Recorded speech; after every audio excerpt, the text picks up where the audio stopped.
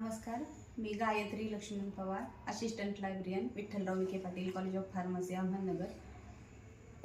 मी रामायण या पुस्तकाबद्दल रिव्ह्यू सादर करीत आहे. रामायण या पुस्तकात आपला हा पवित्र धर्मग्रंथ आहे आणि ते वाल्मिक ऋषींनी ते महाकाव्य हे रचलेलं आहे.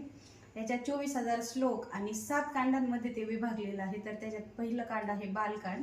बालकांडामध्ये राम जन्म, सीता स्वयंवर या घटना घडलेल्या आहेत. त्याच्यानंतर दुसरा अयोध्याकांड. अयोध्याकांडामध्ये राम वनवासात जातात. त्याच्यानंतर दशरथ राजा मृत्यू हे त्यांनी सांगितलेलं आहे.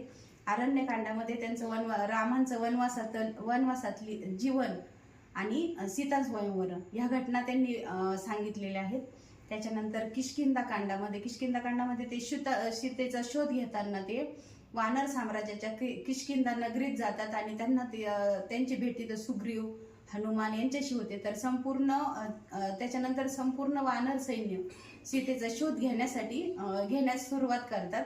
सुंदरकांडामध्ये हनुमान जेव्हा सीतेला शोधायला जातात, याच्यात लंकेत शोधायला जातात, तर तेव्हा ते जो धुमाकूळ घालतात ते सगळं त्यांनी सुंदरकांडामध्ये त्याचं वर्णन केलेलं आहे.